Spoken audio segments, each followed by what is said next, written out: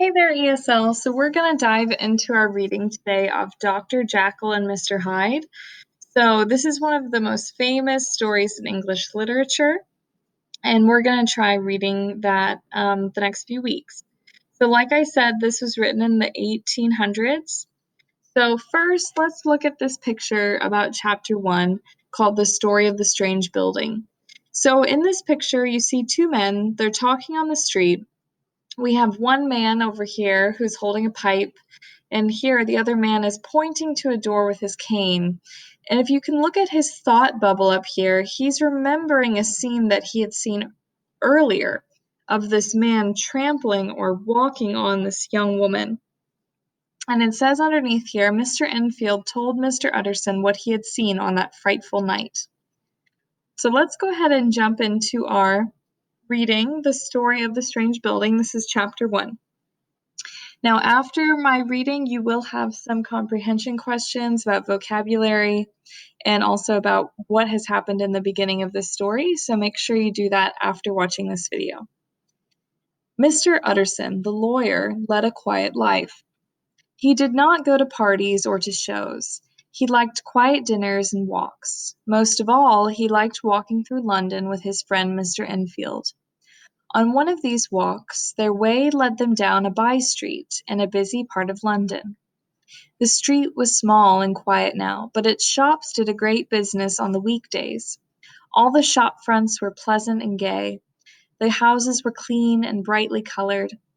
Laughing children were throwing a ball, and smiling people nodded in greeting to the two men. Further along the street, Mr. Utterson and Mr. Enfield came upon a strange building. It was very different from the others. It was the color of charcoal and had no windows, only an old, worn door. Mr. Enfield stopped, lifted up his cane, and pointed. "Did you ever take notice of that door?" he asked Mr. Utterson. Mr. Utterson nodded that he had. Mr. Enfield was quiet for a minute and then spoke again. "That property brings to mind a very unusual story." "Indeed?" asked Mr. Utterson. "And what is that?"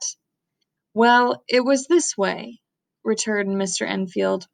"One late night I was walking down this very street. The street was empty. The air had turned as cold as a refrigerator. A few poor people were rubbing their hands over a small charcoal fire. All at once I saw two figures. A little man was walking eastward, and a small girl was running down a cross street. At the corner the two ran into one another. The man walked calmly over the child's fallen body and left her screaming on the ground. He was a terrible thing, not like a man at all. I took to my heels and caught the man and brought him back to where an angry group had gathered. He was perfectly calm and did not struggle, but he gave me such a mean look that I began to sweat. Then, as if the whole business did not interest him, he put his hand over his mouth to cover a yawn. Soon the doctor arrived. We were glad to hear that the child was more scared than hurt, but that was not the end of it. We all wanted to kill that man. Since killing was out of the question, we did the next best thing. We told him that we would spread this story throughout London. He certainly would lose any friends or business he had had. All this time we were trying to keep the angry women off him. They would have torn him apart. The man's face broke into an ugly, twisted smile. One could see that his heart was as dark and cold as a refrigerator. "If you want to make a big deal of this accident," he said, "I am helpless. Any gentleman wishes to avoid such a scene," says he. "Name your figure." We got him up to £100 for the child's family.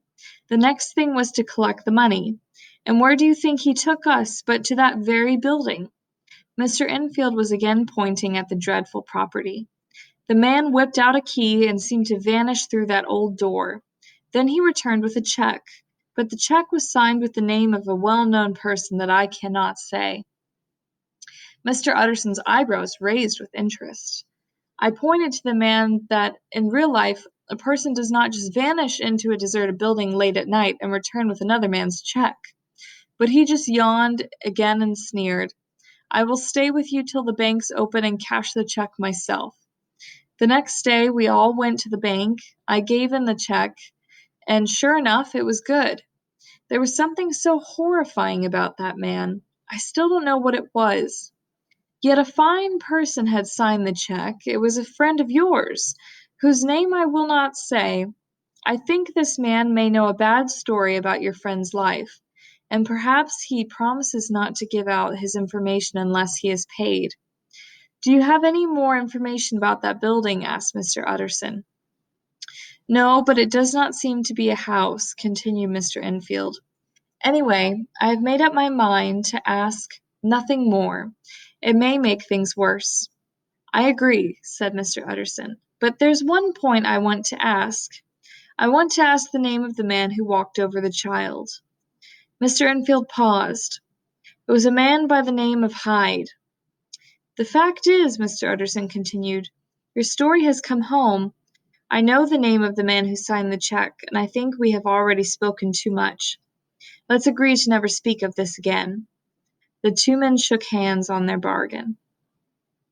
All right, guys, so make sure that you do our comprehension questions and our vocabulary questions for this first chapter. If you have any questions, let me know.